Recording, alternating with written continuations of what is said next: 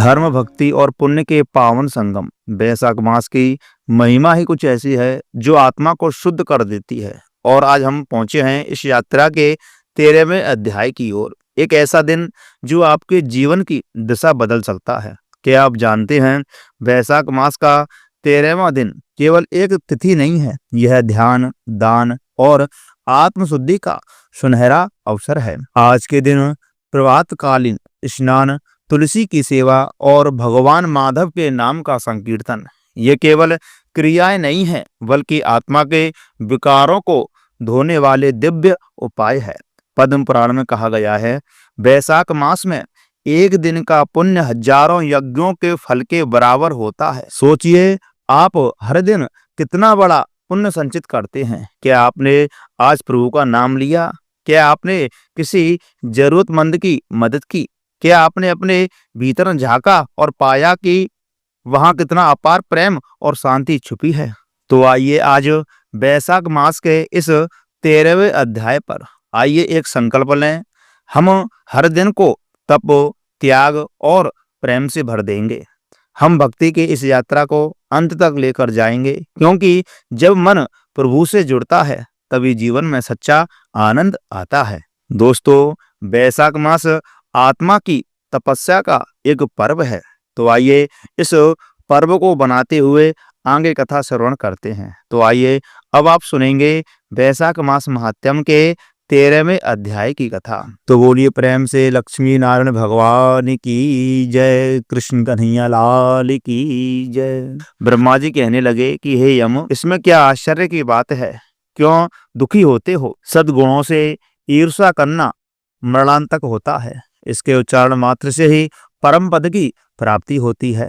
फिर राजा के शासन से विष्णु लोक को क्यों न जाएं, जिसकी जिह्वा पर हरि ये दो अक्षर विराजमान है, और जो विष्णु भगवान को प्रणाम करते हैं, स्मरण करते हैं और उनके गुणानुवादों को गान करते हैं, गाते रहते हैं, उनको अश्वमेध यज्ञों के समान फल की प्राप्ति होती है। उन्हें अनेक फलों की प्राप्ति होती है। संपूर्ण पाप दूर हो जाते हैं। भगवान प्रसन्न होने से विष्णु लोक प्राप्त करके सायुज्यता प्रदान करते हैं।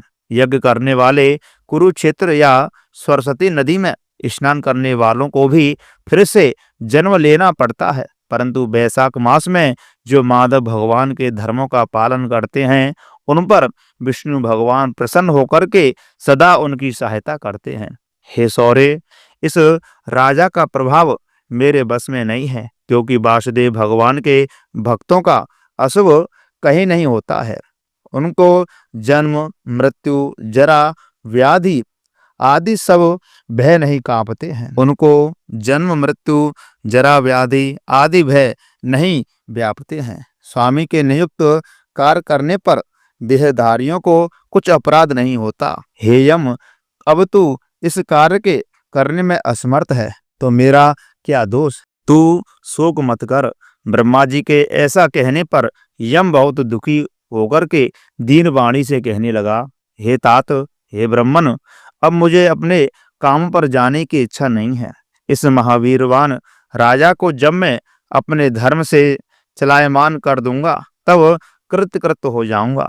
हे कृपालु, आप मेरे इस कार्य को सिद्ध करा दीजिए, तब मैं फिर शासन करूंगा। यह बात सुनकर के ब्रह्मा जी यम से कहने लगे कि इस विष्णु धर्म परायण राजा का निग्रह तू नहीं कर सकता। फिर ब्रह्मा जी यम को साथ ले क्षीर सागर में विष्णु भगवान के पास गए और सांख्य योग द्वारा स्तुति करने लगे। तब विष्णु भगवान प्रकट हुए तो यम और ब्रह्मा ने उन्हें प्रणाम किया। तत्पश्चात विष्णु भगवान ने आने का कारण पूछा। ब्रह्मा जी बोले, हे श्रेष्ठ, आपके दास राजा के शासन में सब मनुष्य बैसाख धर्मों को करके विष्णु पद को प्राप्त करते हुए चले जा रहे हैं। इसी कारण यमपुरी शून्य हो गई है, खाली हो गई है।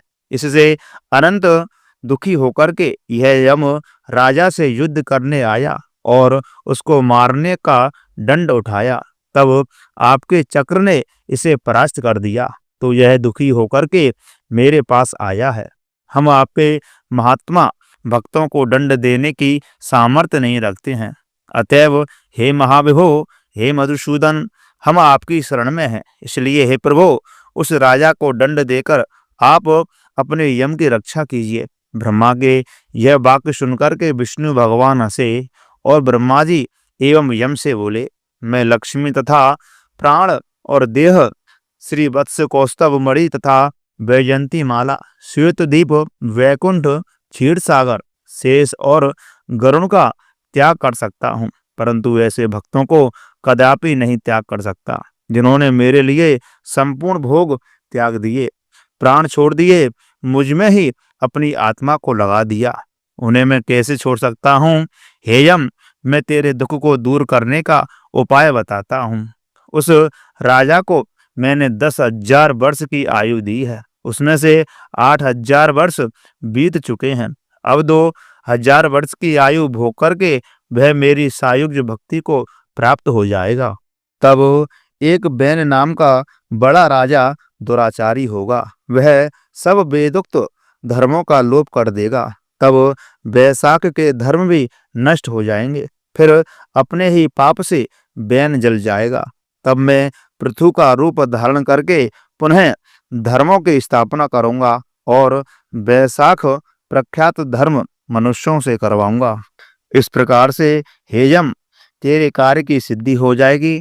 तू खेद मत कर, वैशाख के धर्म में निष्ठ महात्माओं द्वारा इस वैशाख मास में भी तुझे भाग प्राप्त होगा। राजा से भी तेरा भाग मिलेगा।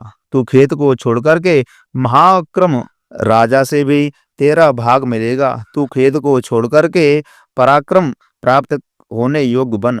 जो मनुष्य पृथ्वी में तेरे उपदेश से प्रतिदिन स्नान, अर्घ, जल, कुंभ, दही, अन्न आदि का दान न करेंगे, उनके लिए किए हुए सब फल एवं कर्म निष्फल हो जाएंगे। अतएव तू उस राजा के ऊपर क्रोध का त्याग कर दे, वह राजा तेरा भाग देगा, क्योंकि वह मेरा अत्यंत भक्त है। और जो कोई प्राणी तेरा भाग देकर वैशाख धर्मों में प्रवृत्त हो, उनके धर्म में तू विघ्न मत करना। जो धर्म के पालन करता तुम्हें छोड़ केवल मेरा ही भजन करें, उनको मेरी दी हुई आज्ञा से अवश्य दंड देना।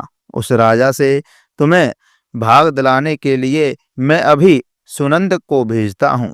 वह वहां जाकर के तुम्हें भोग दिलाएगा, यानी कि भाग दिलाएगा। तब भगवान ने यम के सामने ही राजा को समझाने के लिए सुनंद को भेज दिया और राजा को समझाकर पुनः भगवान के पास आ गया। ऐसा यम को आश्वासन देकर विष्णु भगवान वहीं पर अंतर्धान हो गए और ब्रह्मा भी यम को समझा करके आज्ञा लेकर के चल दिए। यम भी कुछ प्रसन्न हो अपनी पुरी को चला गया। फिर सुनंद की आज्ञा पर राजा ने अपने राज्य में सारी प्रजा को प्रतिदिन यम के निमित्त स्नान, अर्घ आदि करने की तथा वैशाख के धर्मों में यम को भाग देने की सूचना करा दी कि अगर जो कोई धर्मराज का भाग नहीं देगा, उसके वैशाख में दिए कर्मों को यमराज स्वयं ले लेंगे।